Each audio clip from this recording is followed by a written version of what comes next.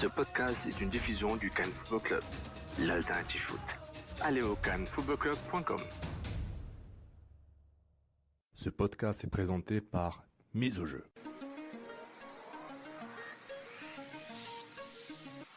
Mise au jeu.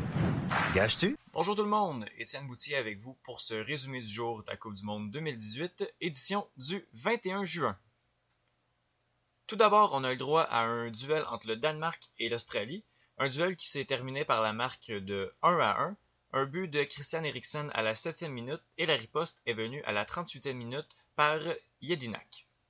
On a eu droit à un match intense des deux côtés. L'Australie qui a beaucoup poussé pour aller chercher un point, alors que les Danois doivent faire attention contre la France. Là, avec 4 points, il y a quand même, c'est pas joué tout à fait. Là. Si l'Australie s'en va chercher une victoire contre le Pérou, l'Australie peut se qualifier pour les huitièmes de finale, alors que le Danemark doit faire attention contre la France.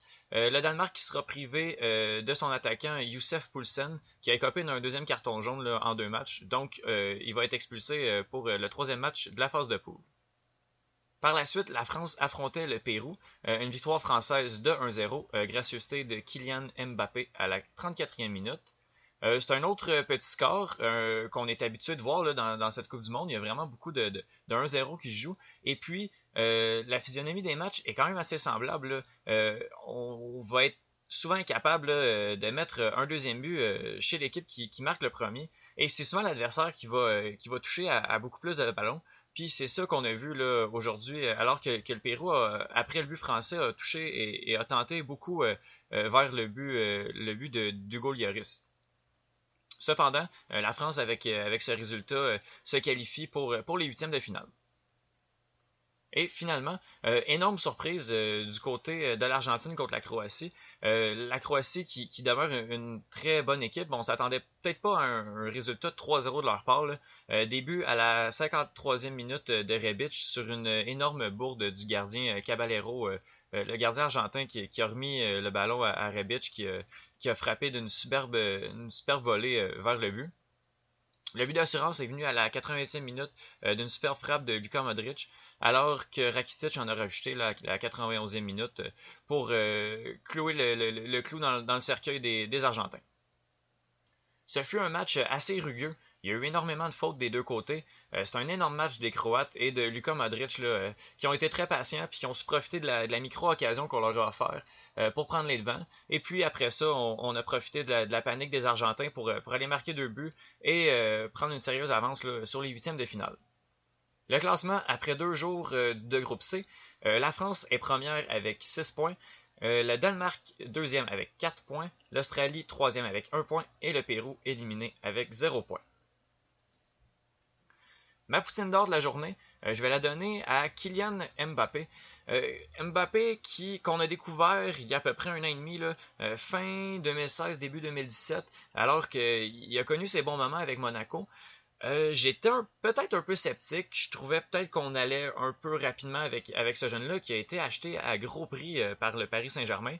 Et puis, un joueur qui joue dans un championnat peut-être un peu plus faible, là, le championnat de France, avec le Paris Saint-Germain, ben, des fois les statistiques individuelles veulent peut-être signifier peut-être moins, ont peut-être une moins grande valeur là, qu'un joueur qui va mettre beaucoup de buts en Angleterre, par exemple, où le niveau est peut-être un peu plus égal. Là. Alors Mbappé, qui aujourd'hui a marqué un but, ce qui fait de lui le plus jeune joueur français là, à seulement 19 ans à mettre un but en Coupe du Monde. Par ce but-là, là, il confirme son statut de pépite, qui n'en est pas vraiment une. Là. À 19 ans, il constitue un des éléments clés de l'équipe de France en cette Coupe du Monde. Alors, c'est pour ça que je vais donner ma poutine d'or à Kylian Mbappé. Mon trou de poutine de la journée, ça va être difficile de ne pas parler de la contre-performance de l'Argentine.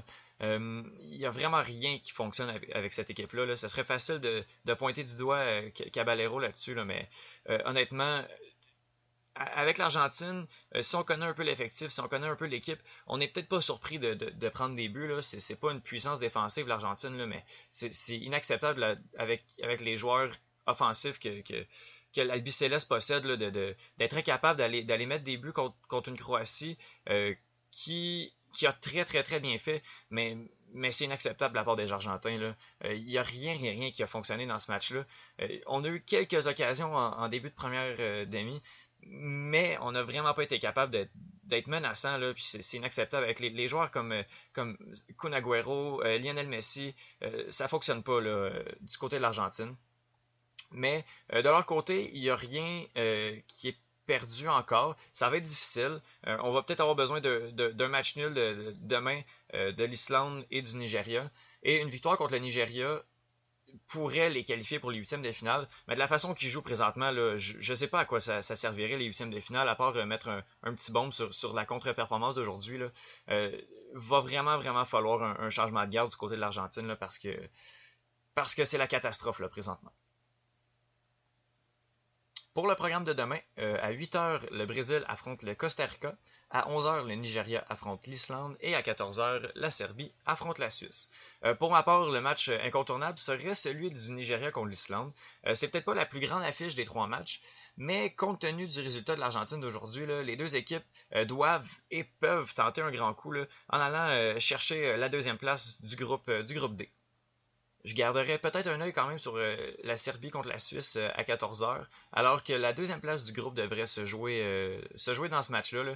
Le Brésil qui est déçu un peu d'entrée de jeu, mais contre le Costa Rica, ça devrait bien aller quand même. Là. La Serbie qui avait gagné contre le Costa Rica la semaine dernière, si on s'en va chercher une victoire contre la Suisse, on s'en va prendre la tête du groupe E et on se qualifie d'office pour les huitièmes de finale. Donc ça va être un grand coup à jouer de la part des Serbes.